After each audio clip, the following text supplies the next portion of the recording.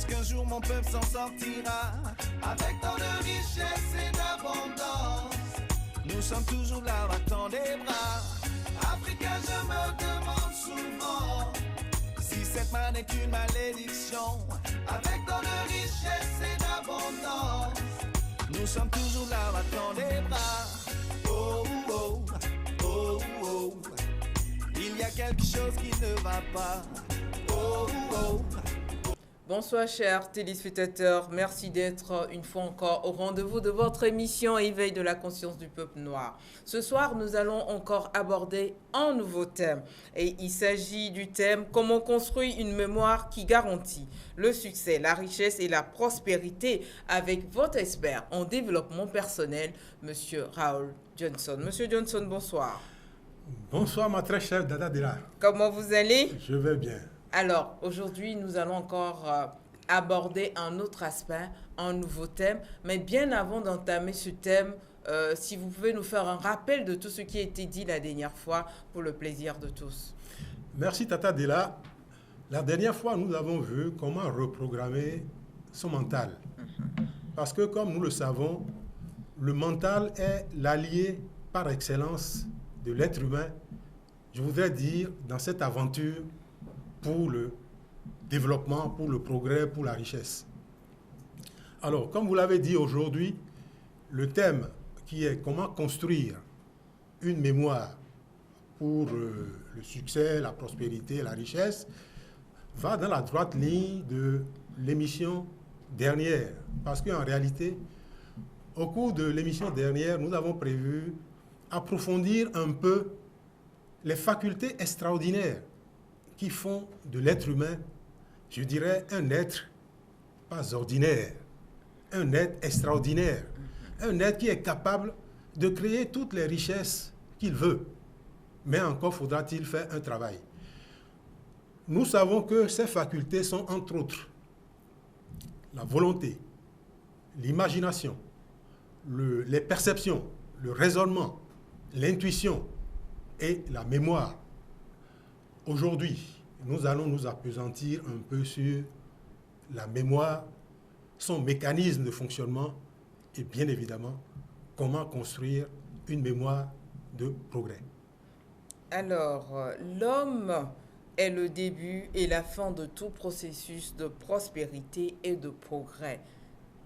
Est-ce vérifié? Et pourquoi est-ce qu'on dit cela, Monsieur Johnson? Merci Tata Dela. Comme nous le savons, l'homme est la seule créature qui soit capable de créer des œuvres extraordinaires. Et je voudrais dire, aujourd'hui, à l'ère du 21e siècle, quand nous voyons un peu tout ce qui est construit, qu'il s'agisse d'Internet, qu'il s'agisse des avions, qu'il s'agisse des drones, on a tendance à se demander où c'est que l'homme puise toute cette force. Aujourd'hui, la science nous en donne des explications compréhensibles par tout être humain. Nous savons que l'homme a deux personnalités distinctes. Il est homme conscient et il est homme inconscient. Ces deux personnalités vivent dans deux mondes distincts. Je dirais le monde extérieur et le monde spirituel. Aujourd'hui, on compare l'homme ou ses facultés comme on compare l'homme à un ordinateur. Donc ces deux personnalités s'appuient sur deux logiciels, on dirait un logiciel conscient et un logiciel inconscient. C'est véritablement dans le logiciel conscient que réside toute la force, toute la puissance, toute, je dirais, toute l'énergie sans limite de l'être humain. Et comme nous l'avons dit, ce logiciel inconscient a un certain nombre de facultés que nous avons citées tantôt. L'une des facultés est la mémoire, et c'est de cette mémoire-là que nous voulons parler, bien évidemment, parler également du logiciel inconscient qui permet de l'alimenter. Alors, d'après vos explications, on comprend à travers vous dire que tout s'enregistre, tout ce que nous faisons, ça s'enregistre. Maintenant, comment est-ce qu'on enregistre là? Comment est-ce que ça se fait? Est-ce qu'on a un disque dur également au niveau de notre cerveau pour faire cela? Formidable. Comme vous l'avez dit, tout s'enregistre. Je voudrais raconter une petite anecdote. Hier, j'étais allé acheter de l'essence dans ma voiture. Comme vous le savez, il y a eu une augmentation de prix. Mais je m'arrête, j'achète de l'essence pour 60 000 et mon réservoir n'est pas plein. Alors que le réservoir n'était pas vide quand je suis allé acheter l'essence. En principe, avec 60 000, j'étais sûr que le réservoir sera plein. Mais quand le pompiste servait l'essence, je regardais bien sûr le tableau pour voir la quantité d'essence qui sera vendue. Quand il a fini, j'ai payé, j'ai pris ma voiture, j'ai démarré. Mais ensuite, je me suis demandé, il a vendu combien de litres dans le réservoir? Et je ne me rappelais plus. Alors que je faisais attention pour savoir combien de litres je vais mettre dans le réservoir. J'ai voulu attendre, prendre ma calculatrice et calculer parce que je sais que le prix du gasoil tourne autour de 870. Et dès que j'ai pris la calculatrice, l'information m'est venue, il a vendu 45 litres poussière. Mon conscient qui suivait l'information ne l'a pas suffisamment enregistré parce que je n'ai pas prêté attention suffisamment à cette information, mais le subconscient l'a enregistré et me l'a renvoyé au moment où... Donc, conscient et subconscient sont deux logiciels qui coopèrent. Ce que nous savons aujourd'hui, c'est que le subconscient ou l'inconscient enregistre tout depuis notre naissance et enregistrera tout jusqu'à notre mort. Donc, il enregistre aussi bien les événements basiques, comme ce que je viens de citer, il enregistre nos connaissances et nos croyances, il enregistre nos désirs, nos pensées, nos sentiments, il enregistre nos valeurs, nos vertus, nos vices également, il enregistre tout. Et bien évidemment, la particularité de ce logiciel inconscient est que il vit dans le temps et dans le passé comme s'il y était. Il peut se rappeler d'une information qui s'est passée il y a peut-être 10 ans et commencer à trembler comme si c'était hier. Ou bien, vous pouvez le nourrir d'un certain nombre de connaissances à venir et il peut prendre du plaisir et puis jubiler comme s'il y était. Donc aujourd'hui, nous savons que notre passé a été entièrement enregistré, je dirais, dans ce subconscient, dans cette mémoire. Et nous savons également que notre présent n'est rien d'autre que la conséquence de tout ce que nous avons enregistré dans notre passé.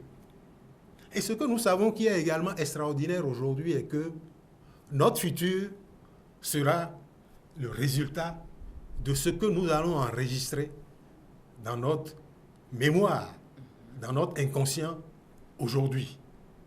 Alors, si nous savons ça, nous pouvons faire l'effort d'enregistrer des pensées et des sentiments positifs, d'enregistrer des désirs et des valeurs positifs, d'enregistrer des connaissances et des croyances solides,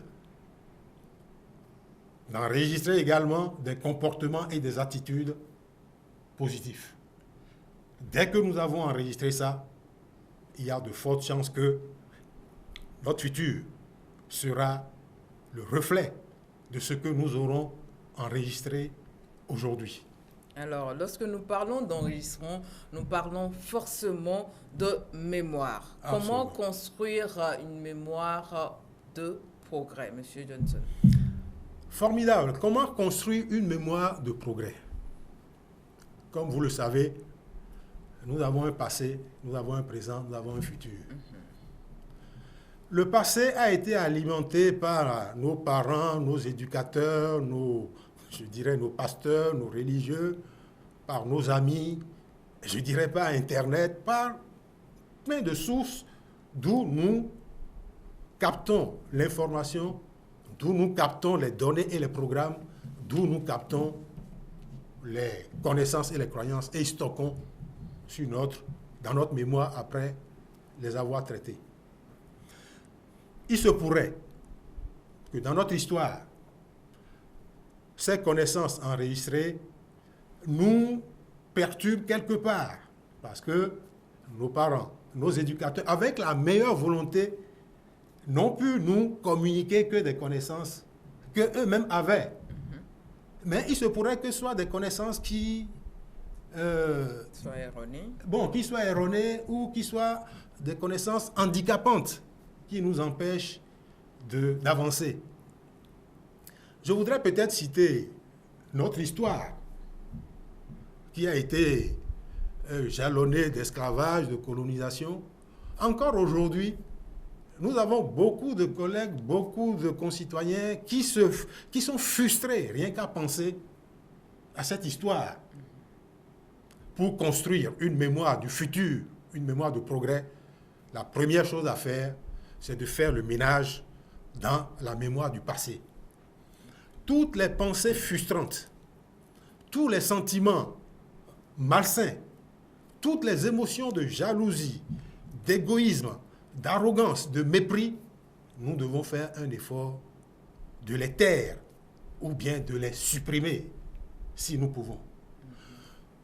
Pas les oublier, mais ne pas en faire des pensées qui nous clouent au sol. Parce que, comme vous le savez,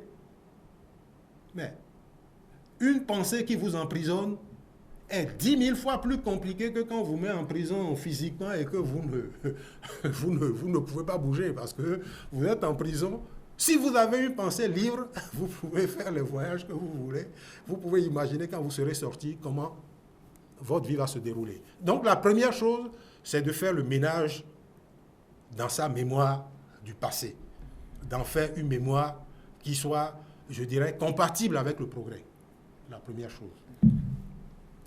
La deuxième action à faire pour construire une mémoire du futur, une mémoire de progrès, de richesse et de succès, c'est d'avoir une vision positive du futur. Une vision positive du futur, nous pouvons la créer à tout moment. Nous pouvons imaginer ce que serait notre futur dans les années à venir. Imaginer notre futur de la façon la plus agréable possible. Quel type de santé nous voulons avoir? Quelle relation nous voulons avoir avec nous-mêmes? Relation de confiance, relation d'estime de soi, relation de foi. Quelle relation nous voulons avoir avec nous-mêmes? Quelle relation voulons-nous avoir avec notre famille, avec nos amis? Quel job ou bien quelle profession voulons-nous avoir? Et peut-être, combien d'argent voulons-nous avoir dans notre compte bancaire? Et peut-être combien de comptes bancaires voulons-nous avoir? Nous savons que les potentiels de l'esprit sont capables de tout. Donc, ne nous limitons pas. Imaginons tout ce que nous voulons. Et bien évidemment, un point fondamental que nous oublions souvent, quelles sont les lois et les principes qui vont nous guider pour aller vers cet objectif que nous nous fixons, cette vision. Je voudrais dire que malheureusement, les Africains que nous sommes, les lois et principes qui nous guident sont trop axés sur se nuire mutuellement, se tirer derrière, se mettre des bâtons dans les roues, ce qui fait que personne n'avance, ou pas grand monde n'avance. La science d'aujourd'hui explique que les lois et principes qui doivent guider vers une véritable richesse doivent être des lois et principes équilibrés, harmonieux, stables, justes, qui ne pénalisent personne et qui d'ailleurs est généreux, capable d'aider le plus grand nombre. Comme on le dit, plus on est nombreux, plus la fête est belle. Donc, quand nous avons créé, je dirais, cette vision dans notre mémoire, parce qu'en réalité, nous l'avons créée dans notre mémoire, nous n'allons pas nous en tenir là. Que devons-nous faire? La troisième étape, nous devons prendre un cahier et l'inscrire. Ok. Vous savez, l'inscrire, c'est imprimer ce que nous avons au préalable créé dans notre tête. Et l'inscrire avec tous les détails, voir, visualiser ce que nous avons écrit et commencer déjà à nous voir dans cette vision future en train de la dérouler. Dès que nous l'avons écrit dans un cahier, nous pouvons également l'inscrire sur un certain nombre, en faire des synthèses sur des feuilles et les coller à des endroits où nous les voyons le plus rapidement possible. Vous savez, en procédant de cette manière, nous l'inscrivons 10 fois plus, ou nous l'intégrons profondément dans notre inconscient.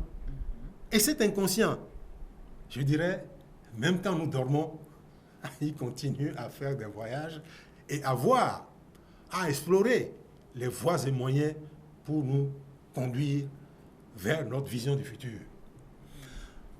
Et le quatrième point, dès que vous avez fait cette vision, vous avez inscrit, il faut faire un plan d'action.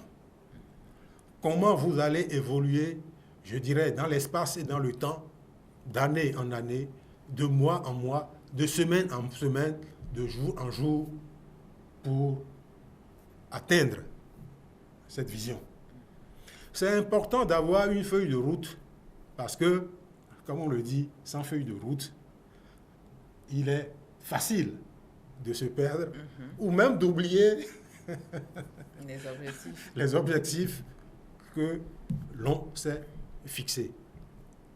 Et comme le disent, je dirais, les stratèges, vous avez fait table rase des éléments ou des pensées, sentiments qui peuvent vous retarder.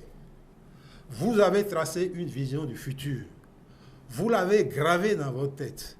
Vous avez choisi des lois et principes stables qui ne souffrent d'aucune inconditionnalité. Donc vous avez la foi qu'il faut pour atteindre cette vision. Vous avez votre feuille de route.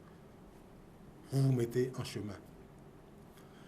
Chaque jour qui passe, vous devez faire l'effort d'avoir un objectif élémentaire à atteindre qui vous conduise vers cette vision.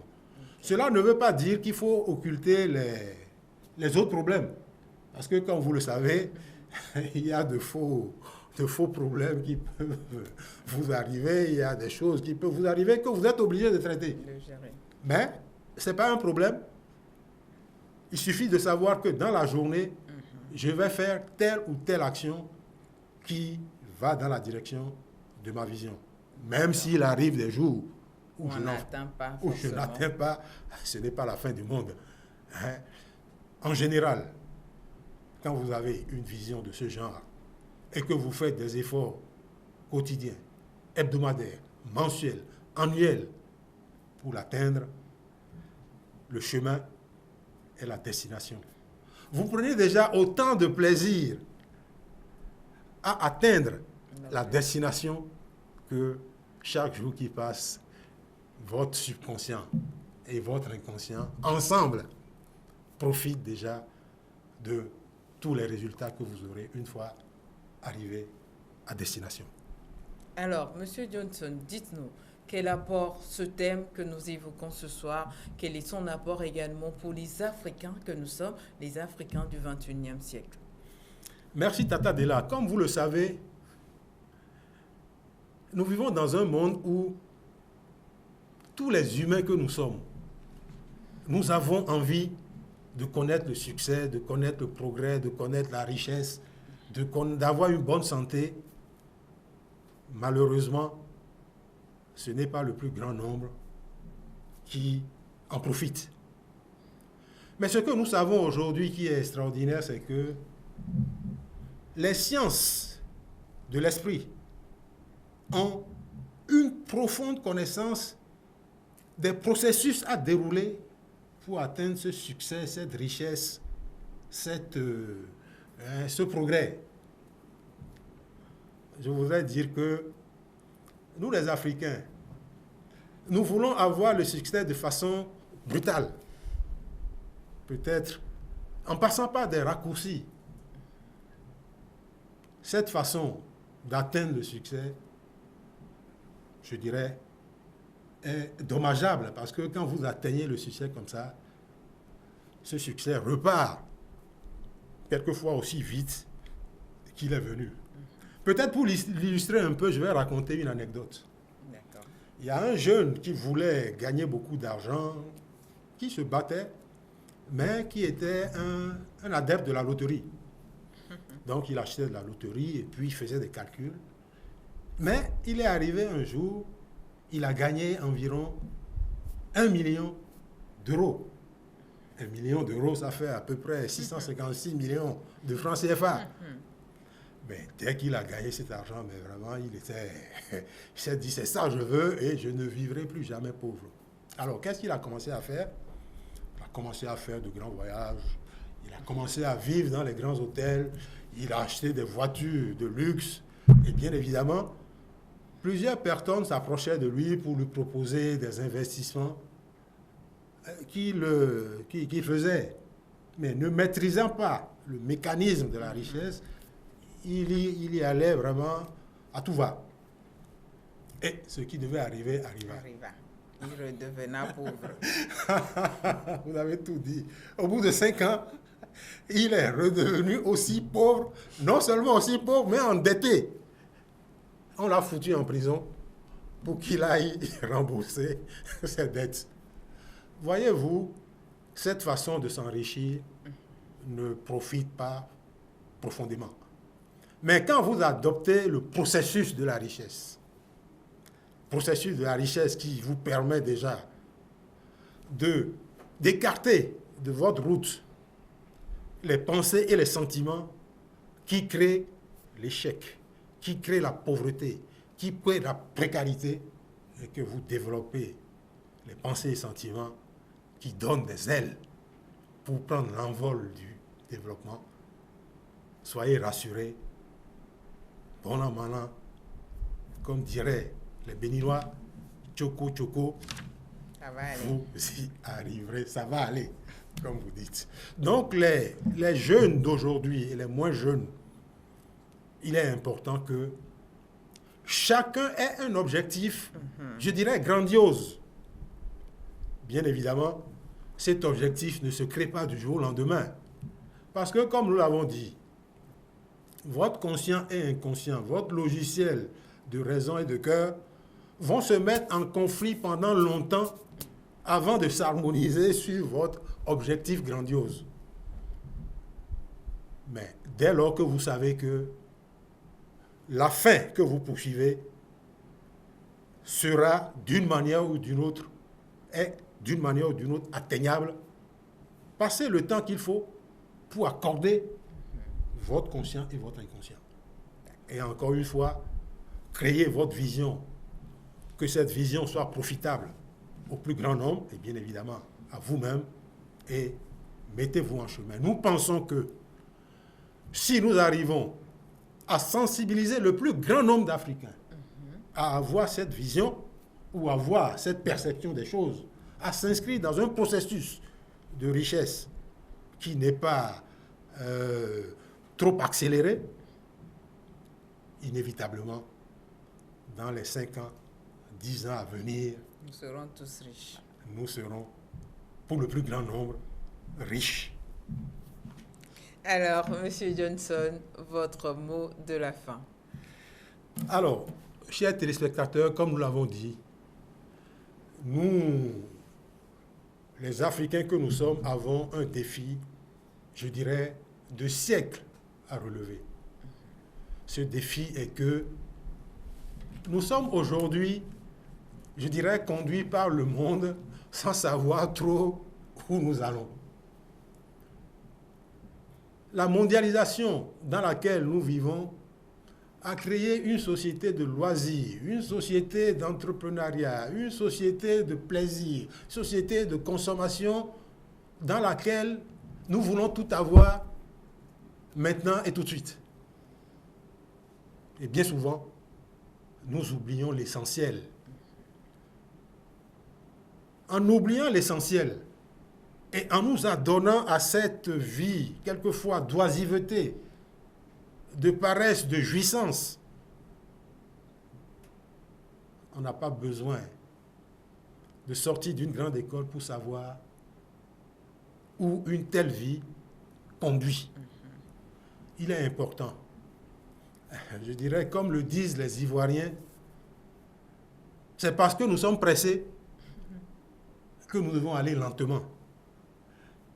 Il est nécessaire de prendre le recul qu'il faut et de nous appuyer sur les lois et principes, sur les connaissances et les croyances, sur les valeurs et les vertus, sur les désirs et les buts qui font véritablement la richesse, et non seulement la richesse extérieure, mais profondément la richesse intérieure. Parce que, comme on l'a dit, quand la richesse intérieure est dans votre mémoire, elle est gravée avec des lettres d'or dans cette mémoire. Vous l'avez exportée, vous l'avez imprimée au dehors. Et chaque jour, vous vous faites le plaisir de construire, brique par brique, ce futur. Il n'y a pas de raison pour que vous n'y arriverez pas. Nous avons vu aujourd'hui, comme on l'avait annoncé, la puissance extraordinaire que constitue la mémoire. La prochaine fois, nous allons explorer, je dirais, une autre faculté, parce qu'il y en a beaucoup, qui font de l'homme, je dirais, un être extraordinaire, un être riche au plus profond de lui-même, quand bien même quelques signes apparents montrent une certaine pauvreté, quand la richesse est intérieure, elle finira par émerger. Nous vous remercions pour votre attention et on se dit à la prochaine fois. Merci à vous, Monsieur Johnson. Merci à vous, fidèles téléspectateurs. Bonsoir chez vous. Bonsoir. Que je me demande souvent, est-ce qu'un jour mon peuple s'en sortira avec tant de richesse et d'abondance? Nous sommes toujours là, battant des bras. Africain, je me demande souvent si cette main n'est qu'une malédiction avec tant de richesse et d'abondance. Nous sommes toujours là, battant des bras. Oh, oh, oh, oh. Il y a quelque chose qui ne va pas. Oh, oh.